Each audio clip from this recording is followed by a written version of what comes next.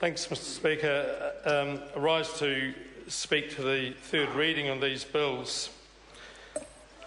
Just following what has been said from Labor, and we've done a fair bit of research on this because we became alerted to the problems with IBM and customs in this new process. And if we go back to 2010 when it was first mooted, when I've got the first information from, they immediately said to the Select Committee, Customs answers were that prime vendors may not provide the entire solutions as requested in the JBMS RFP and or the price may not fall within budget expectations. So very early on they were seeing that there were some problems. It did say that full implementation of the system is expected to take 4 years, with the first parts of the system becoming operational in 2012. So full implementation should be here with us right now, and it clearly isn't.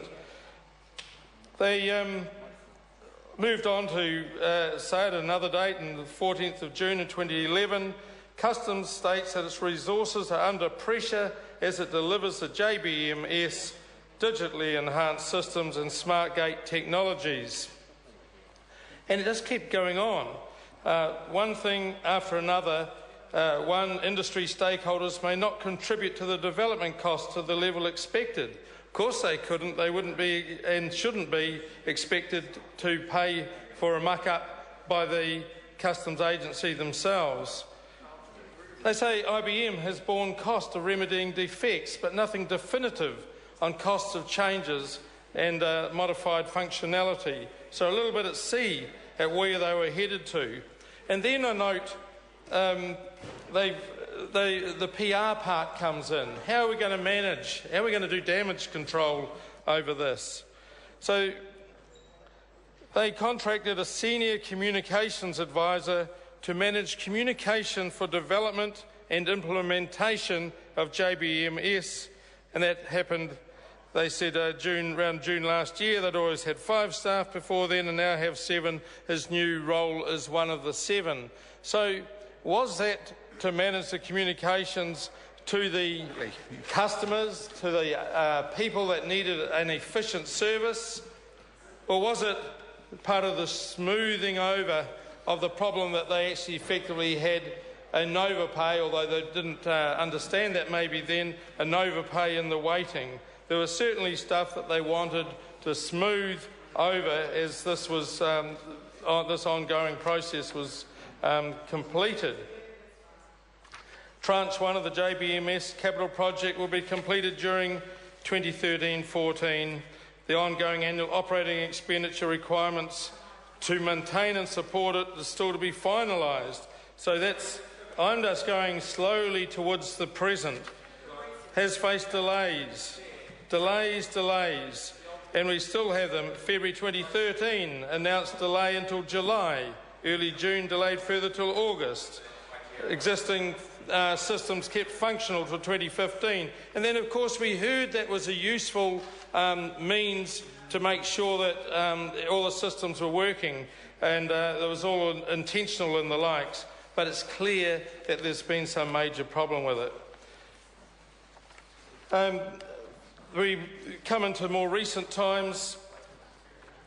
Further, they say, CUSMOD is ageing, and this is from the Auditor General's Office, becoming more difficult to maintain.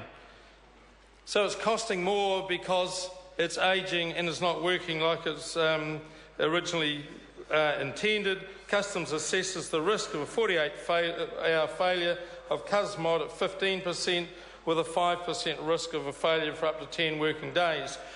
By the way, we just heard that there was only a few seconds to get this processed, the information that a customer might want done. And hey, the intention of this bill is very, very good. And just those few seconds, once you've loaded up everything, is fantastic, apart from waiting days and more sometimes to get things approved and through. So that's all very good. But here, this is clearly not working. And when it is working, it's working for those big companies that they've been trialling on, that they've worked, and it seems to be fine. But it has not been caught up with for the rest of the players. So that's the problem with, or parts of the problem with the system.